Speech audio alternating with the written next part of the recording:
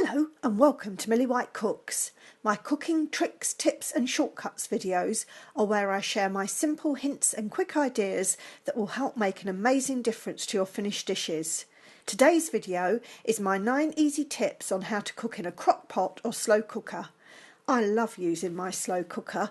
Slow cooking is easy, stress-free and quite delicious. But as is often the case in life in general, by failing to prepare, you're preparing to fail. So I'm going to share my 9 simple tips that will guarantee successful slow cooking. Let's start with tip number 1, which is to make sure your ingredients are evenly cut into similar sized pieces. This helps prevent the risk of some ingredients overcooking while others are undercooked.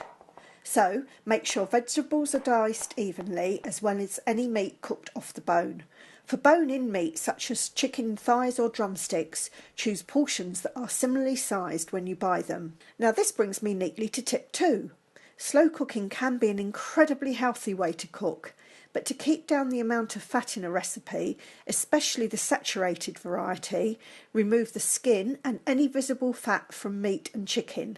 I've got a video on how to remove skin from chicken drumsticks and thighs. I'll post a link in the description box below. Slow cooker and crock pot meals are a great stress-free way to enjoy a hot dinner on a busy midweek evening.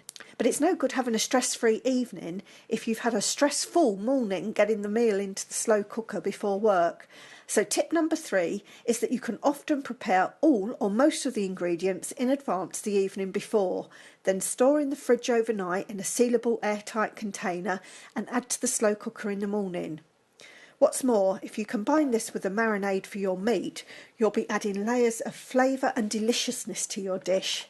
It's something I've done here in my slow-cooked chicken passanda recipe, where the chicken marinates and tenderises overnight in a mixture of yoghurt, ginger, garlic and spices. A good chilli has to be one of the classic recipes that you think of for a crock pot or slow cooker, and chilli means you'll probably be cooking with beans.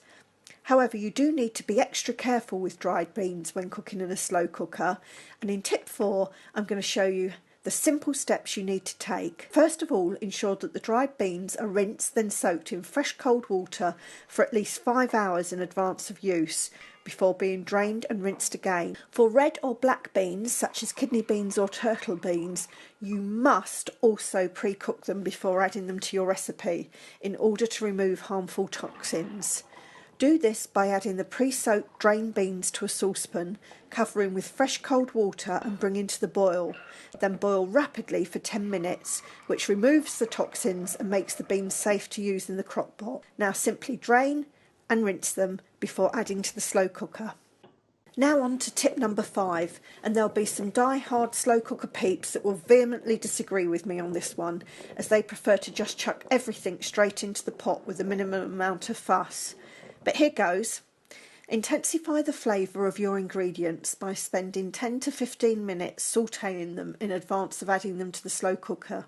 Sautéing provides caramelisation, and this adds depth and complexity to your recipe, as well as improving the texture and appearance of the finished dish. Fortunately, many slow cookers now offer a sauté function to aid this process, allowing you to keep to a one-pot meal. Let me know in the comments below where you stand on this one. The other advantage to sautéing is that it brings ingredients up to a safe temperature before adding them to the slow cooker, which is tip number 6. And on that point, make sure you add hot stock or sauces too. Now, if you've watched my chili chicken blanco video, you'll know that I need to follow my own advice on this one. So, with some embarrassment, and please don't point the finger, tip 7 is to use the right size slow cooker for your recipe and don't overfill it. I think that's enough said on that one.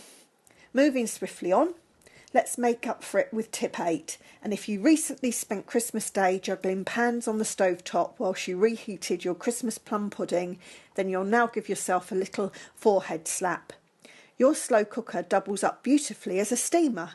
You can use it to cook and then reheat sweet and savoury steamed puddings, such as Christmas pudding or steak and kidney pudding, but also any dish that you would normally steam, such as fish or vegetables. All you need to do this is a little trivet and a lifter as you steam your food in another sealed dish within the slow cooker pot.